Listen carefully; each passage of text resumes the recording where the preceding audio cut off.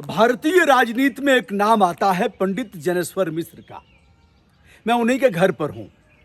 7 बार केंद्रीय मंत्री रहे। मिश्र जी का घर कैसा है, कहाँ रहते थे, जन्म यही हुआ था। हम हैं बागी बलिया। बलिया जनपद जो बिहार की सीमा पर स्थित है और घाघरा तथा गंगा नदी के बीच में यह गांव है। वहीं पैदा हुए थे पंडित जनेश्वर मिश्र जी और तमाम कहानियाँ, तमाम इस तरह का उनके बारे में प्रचलित है। सादगी के बारे में लोग बताते हैं कितना सादा जीवन था, उच्च विचार था। और जहाँ रहते थे, यह खपरेल का मकान आज भी है जिसमें वो सोते थे और यहाँ जो लोग आते थे निवास करते थे। बड़े बड़े राजनेताओं का यहाँ आना हुआ, हम उन्हीं के घर पर हैं। दोस्तों, यह सड़क देख रहे हैं, इधर खेतों से होते हुए यह सड़क पंडित जी के घर तक आई है।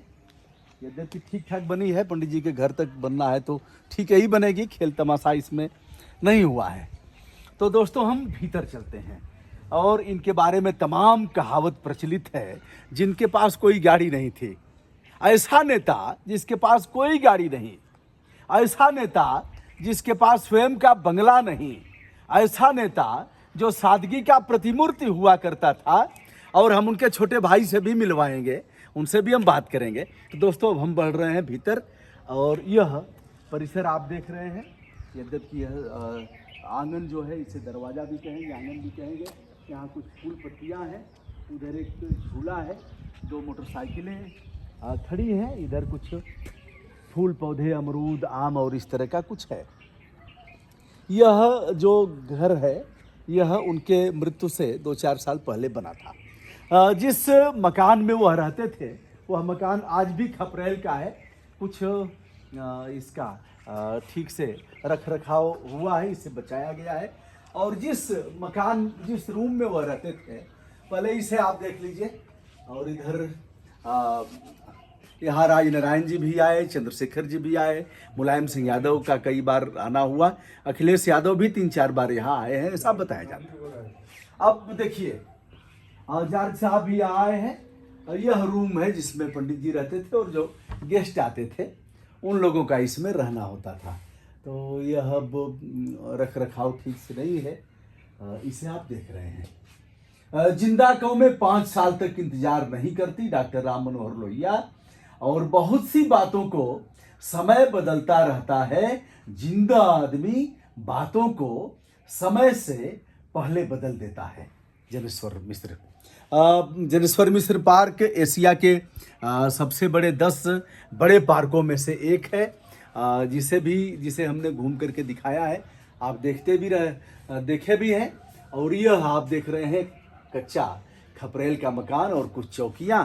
और आइए अब हम मिलवाते हैं उनके छोटे भाई जो साथ में रहे हैं और लगभग 8 साल उम्र में अंतर रहा है। सादर प्रणाम। आप हैं पंडित तारकेश्वर मिश्र जी। आप सरकारी सेवा में थे और लगभग 8 साल का अंतर रहा है जी। कैसा आप सगे भाई थे दोनों लोग, वो राजनेता थे, 7 बार केंद्रीय मंत्री रहे। एक बार अंबानी के बड़े सदस्य ने, धीरू भाई ने कोई गुलदस्ता भेंट किया, उन्होंने लेने से इनकार कर दिया, जबकि उस समय वह पेट्रोलियम मंत्री थे। इस तरह की सोचता रही है कि हमारे अगल बगल नहीं भटकना है, यही घर और यही परिवार। और यह अब तो जो विधायक हो जा रहा है, 2-3 पीढ़ियों के लिए कमा देता है। क्या कमाया उन्होंने? उनका अपना कोई मकान कहीं नहीं जी। और 1 इंच भी कहीं जमीन नहीं खरीदे जी। कहीं नहीं खरीदे जी। एक बार हम थोड़ा सा एक जमीन बेच करके दूसरी जमीन खरीदे तो उसमें उनका भी नाम हम जोड़े। जी। बाद में उनको मालूम हुआ तो हम पर बहुत बिगड़े जी। कि हम घोषणा कर चुके हैं कि हम जमीन नहीं खरीदे हैं, जी। तुम हमारी घोषणा को गलत बना रहे हो, जी। ये अच्छी बात नहीं है। तो कुछ नहीं खरीदे जिंदगी में, कोई संचय। यह है कि हम लोगों के चाहे छोटे भाई के नाते चाहे सब भातृत्व स्नेह का जो अंतिम चीज होता है जी। वो उनमें था।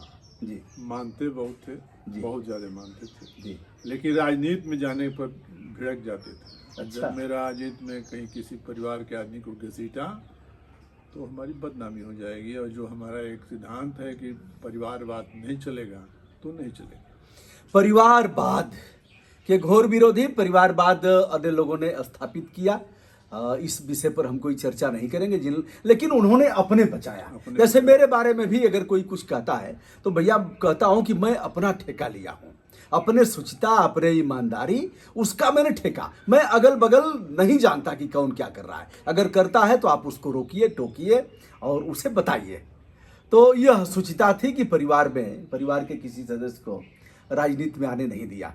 जबकि चाहते तो आपको नौकरी से त्यागपत्र दिलवा करके किसी सदन में भेज सकते थे, चुनाव लड़वा सकते थे, स्थापित करवा सकते थे, और किसी को भी। तो सर, पढ़ाई लिखाई उनकी कहाँ हुई थी? प्राथमिक, जूनियर, हाई स्कूल, इंटरमीडिएट? वो प्राथमिक प्राइमरी स्कूल तो यही गांव के स्कूल में हुई थी जी। गांव में स्कूल था, प्राइमरी स्कूल। जी मिडिल स्कूल बैरिया में पढ़े थे जी। और हाई स्कूल इंटर बगल में यहाँ से 5 किलोमीटर है, पूर्णा इंटर कॉलेज दुबई छपरा जी। और इंटरमीडिएट के बाद इलाहाबाद चले गए। तो पैदल जाते थे? साइकिल पिताजी ने खरीदा नहीं, था? साइकिल के जमाना था ही नहीं। हमारे गांव में साइकिल शायद 1-2 पुलिस वालों के पास थी जो पुलिस में नौकरी करते थे। जी। साइकिल नहीं थी। नदी एक दो बीच में पड़ती थी, नदी को पार करके जाना पड़ता था स्कूल में। अच्छा। नाला था बरसात के दिन में जी वैसे पैदल जाना होता था। जी। कभी साइकिल का सवाल ही नहीं था, ना कोई साइकिल था, ना बस था, ना रिक्शा था। जी। सड़क भी नहीं थी? सड़क भी नहीं थी जी। 2 दिन हो जाते थे। तो इंटरमीडिएट तक की पढ़ाई यहाँ करने के उपरांत वह चले गए थे इलाहाबाद। कैसे राजनीति में कैसे उनका आना हुआ? इंटरमीडिएट जब मैं पढ़ रहे थे जी। तो कॉलेज में यूनियन की स्थापना के लिए उन्होंने एक लड़ाई लड़ी जी और करीब करीब वहीं से उनकी राजनीति का पहलू शुरू हुआ। जी। इलाहाबाद गए, कुछ नेताओं से उनकी अपनी भेंट हुई। डॉक्टर लोहिया से इलाहाबाद में सानिध्य मिला। जी। और डॉक्टर लोहिया चुनाव भी फूलपुर से लड़े थे। जी। फूलपुर के चुनाव में उनके लिए बड़ा मेहनत किए थे वो। जी। कुछ जगहों पर तो ऐसा भी मेहनत था कि जवाहरलाल नेहरू को बहुत कम वोट मिला था, डॉक्टर लोहिया को ज़्यादा मिल जाता था। जी। लेकिन डॉक्टर लोहिया हार गए। जी। लेकिन वो कहते थे कि मैं लड़ गए तो गया हूँ बड़े आदमी से, लेकिन एक पहाड़ से टकराया हूँ, वो टूटा तो नहीं है लेकिन उसमें दरार जरूर पड़ेगी। जी। वो 2 बार लड़े थे डॉक्टर लोहिया वहाँ से। वहीं का सानिध्य डॉक्टर लोहिया का तेवर उनमें मैंने एकदम व्याप्त हो गया था। जी। छोटे लोहिया के रूप में पंडित जनेश्वर मिश्र को लोग याद करते हैं, और छोटे लोहिया, छोटे लोहिया, छोटे लोहिया हर जगह उल्लेख भी होता था। पंडित जी चुनाव लड़ करके ऐसे व्यक्ति को हराए लोकसभा में जो उत्तर प्रदेश का मुख्यमंत्री भी हुआ और देश का प्रधानमंत्री भी। नाम है विश्वनाथ प्रताप सिंह। और पंडित जी जो मंत्रिमंडल जो उनका सेवा काल रहा, तो विश्वनाथ प्रताप सिंह के कार्यकाल में, HD देवगौड़ा के कार्यकाल में, इंद्र कुमार गुजराल के कार्यकाल में, मोरारजी देसाई जी के कार्यकाल में, चंद्रशेखर सिंह जी के कार्यकाल में, यह सब हुआ चौधरी चरण सिंह के कार्यकाल में। तो आप छोटे भाई के साथ में बातचीत कर रहा हूं। यह अद्भुत क्षण है, और ऐसे परिवार में हूं जो मानक हैं ईमानदारी के, जो विशेषांक हैं, जिन्होंने देश को, राष्ट्र को इतना कुछ दिया है कि इसका अनुकरण। एक बार कोई समाजवादी पार्टी के कोई बड़े नेता ले गए थे उनको अपनी गाड़ी में बिठा करके, घर पर ले गए और बताते हैं कि उन्होंने दिखाया कि यह विदेश से हमने कुत्ता मंगवाया है, यह हमने फूल मंगवाया है विदेश से। सब कुछ देखने के बाद उन्होंने कहा कि तुम समाजवादी तो नहीं हो सकते, समाजवादी का यह गुण नहीं हो सकता जो तुम्हारे में। तो बेबाह कैसे बोलने का उनका अंदाज था। क्या क्या कहना है आपका? हाँ, बात सही है जी। इस तरह की घटनाएं कई बार कई जगह हुई है। जी। एक गोरखपुर यूनिवर्सिटी के प्रोफेसर थे, जी। नाम बोल रहा हूँ पवन मिश्रा जी। वो कहे कि हमारे घर चलिए और हम लोगों की जरा गरीबी आप देखिए। जी। उन्होंने कहा कि तुम्हारे यहाँ, आपके यहाँ हम क्यों जाएं? जी। मैं जानता हूँ ना कि आपके रहने चलने चरपाई की व्यवस्था होगी, जी। लेकिन आपके पास जो नौकर रहता है होगा जी उसकी हालत में देखूंगा जरूर कि उस किस हालत में है और आप किस हालत में है। जी यह अंतर आप क्यों रखते हैं, जबकि आप भी सोशलिस्ट दिमाग के समाजवादी दिमाग के हैं और प्रोफेसर हैं, आपसे हम लोगों को शिक्षा लेनी चाहिए, जी लेकिन उसकी हालत जरूर खराब होगी। हमको क्यों ले जा रहे हैं अपनी बदनामी करने के लिए? नहीं गए। तो यह विचार उनमें समानता की बात, जी हर आदमी में एक समान कोई रहे। आप बढ़िया खा रहे हैं तो खाइए, लेकिन जो आपके बगल में है उसको भी, उसकी भी व्यवस्था सही होनी चाहिए। इस बात का ख्याल वो हमेशा करते हैं।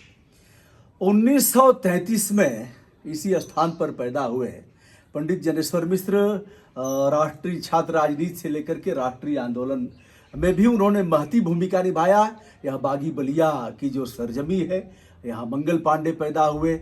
यहाँ आज़ादी सबसे पहले आज़ाद हुआ था बलिया, और लोगों ने घोषित कर दिया था, एक व्यक्ति को डीएम बना दिया, चित्तू पांडे जी को डीएम बना दिया। और उसी माटी पर ऐसे लोग भी पैदा हुए, पंडित जनेश्वर मिश्र जैसे लोग पैदा होकर के जिन्होंने ईमानदारी को प्रतिष्ठापित किया।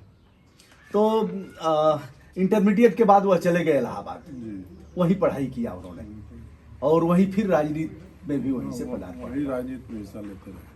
तो बहुत बार जेल गए हैं, बहुत बार लाठी बहुत खाए हैं, हाँ खून गिर गया था, कपाल फट गया, अरे। कई बार।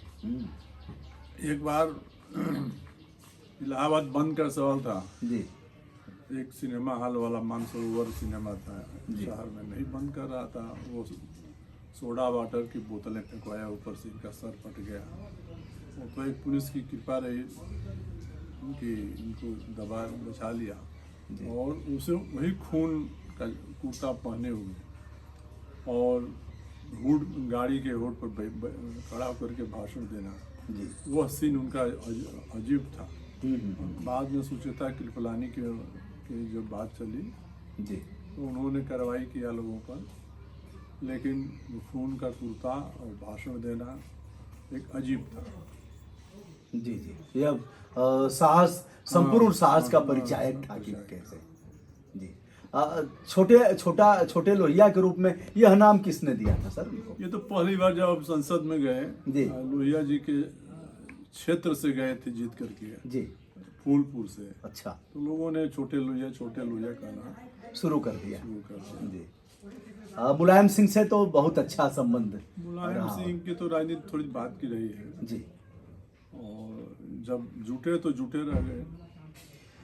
एक परिवार ऐसा जिसने परिवारवाद को पूरी तौर पर नकार दिया, और एक आरोप लगता है और यथार्थ भी है कि परिवारवाद को किस तरह से प्रश्रय दिया। इस बारे में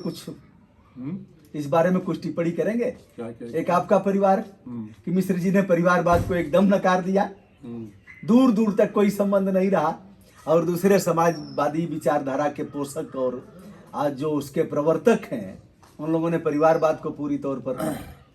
इस पर तो जनेश्वर मिश्रा जी ने भी कहा था उस समय जब अखिलेश जी राजनीति में आए जी, तो अखबार वालों ने जैसे आप जैसे लोग पूछना शुरू किए, जी तो कह गए थे कि यह जो आना है यह संघर्षों की जिंदगी है, संघर्ष से होकर के आ गया है, कांग्रेस की तरह से नहीं आया गया है। संघर्ष हुआ है, अखिलेश ने भी संघर्ष किया, शिवपाल यादव ने संघर्ष किया, सारे लोग संघर्ष से जुट करके आए हैं, दरी बिछा करके आए हैं, सड़क पर लड़ाई लड़ करके आए हैं, तब आगे आए हैं। तो इस पर थोड़ी शांति मिली लोगों को, लेकिन वो कहे संघर्ष अपनी एक परिभाषा, अपनी एक परिभाषा है। मिश्र जी ने एक परिभाषा दिया कि सब लड़ाकू हैं, लड़ करके आए हैं। चलिए, लड़ाकू तो आपके परिवार में भी हो सकते थे, आप लोग कम लड़ाकू थोड़ा ही रहते। वो दबा देते थे, वो एकदम उस पर दाग नहीं। चलिए, वो किसी भी तरह नहीं चाहते थे कि हमारे परिवार के लोग राजनीति में आए।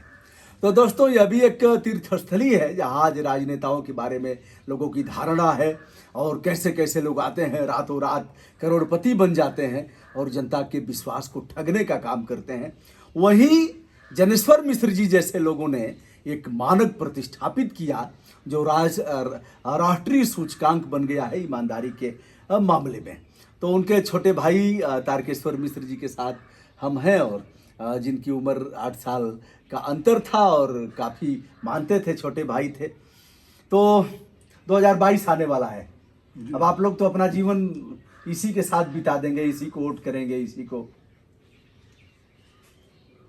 मतलब भैया भैया के पद चिन्हों पर चलते हुए हाँ। और कुछ नहीं करेंगे तो मतदान ही करेंगे और लोगों से कहेंगे कि भैया इन्हीं का। क्या लग रहा है 2022 में? 2022 में निश्चित रूप से जी इस आतंकवादी सरकार के खिलाफ जन आक्रोश है। जी 22 में विकल्प के रूप में समाजवादी पार्टी, जिसके नेता अखिलेश यादव जी हैं, पुनः आएंगे। जी इसमें कोई संदेह नहीं।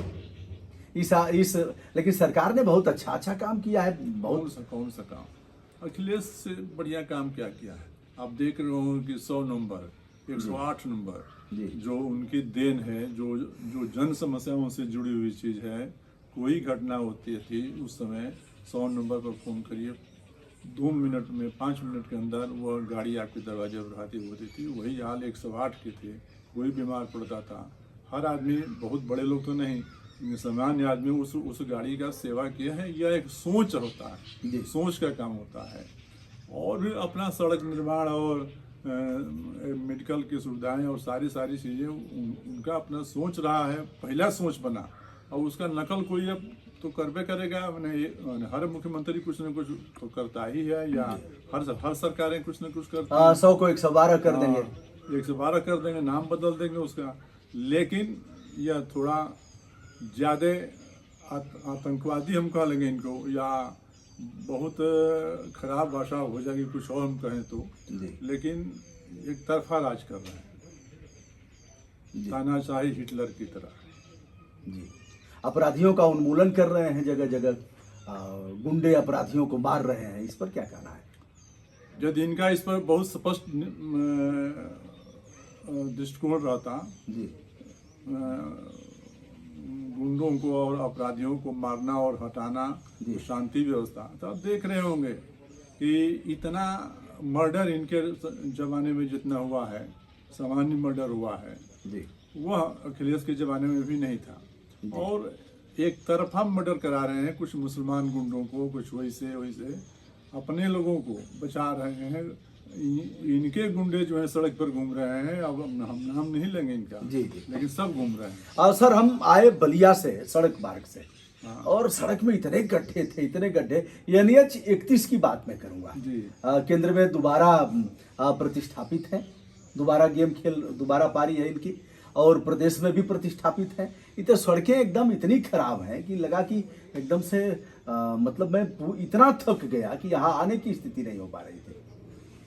और यहीं के सांसद भी हैं, आपके बगल के सांसद हैं, यहाँ मिनिस्टर भी हैं, कई मिनिस्टर हैं बलिया में, प्रदेश सरकार के 2 मंत्री हैं। जी। गड्ढा मुक्त सड़क बनाने का जो शुरू में ही पिलोली मंत्री जी का सपना, एक नारा था जी, वह कहीं सफल हुआ नहीं। जी, अखिलेश जोगी जी के सरकार में शुरू में जब आया जी, गड्ढा मुक्त, लेकिन ये हुआ नहीं। जी, खासकर बलिया में, जहाँ घाघरा और गंगा के किनारे सड़कें हैं, पानी का थोड़ा लगाव रहता है, इससे थोड़ा सड़कें टूटती हैं। जी, लेकिन मरम्मत की जिम्मेदारी तो होनी चाहिए कि इसकी मरम्मत हो। जी, गाजीपुर से मांझी तक, हाजीपुर तक वो सड़क है। जी, हाँ जी, आप जहाँ से आए हैं उससे भी खराब स्थिति इसके आगे माझी घाट तक है। जी, बहुत खराब है। जी, अभी 1 महीना पहले सड़क बनी है, कुछ मरम्मत बढ़िया हुआ था, जी।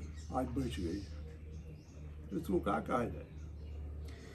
चलिए, वीडियो लंबा होगा, हम ऐसे स्थान पर हैं जिसे दिखाना आवश्यक था, हमने दिखाया। और पंडित तारकेश्वर मिश्र जी ने भी सीधे सीधे 2 टूक जो भी हमने प्रश्न किया उसका उत्तर देने का इन्होंने यथोचित प्रयास किया। आशा करता हूँ यह वीडियो आपको अच्छा लगेगा। इस माटी पर जहाँ पंडित जनेश्वर मिश्र जैसे लोग पैदा हुए, 7 बार जिन्हें केंद्रीय मिनिस्टर बनने का सौभाग्य प्राप्त हुआ, सादा जीवन और उच्च विचार का जिन्होंने पोषण किया, यह एहसास भी कराया। स्वयं में प्रमाणित होना यथेष्ट नहीं है, प्रामाणिकता से जनमानस को अवगत भी कराना आवश्यक है, जिसे उन्होंने कराया। इस मिट्टी को प्रणाम करता हूं और आपको सादर नमस्कार, धन्यवाद।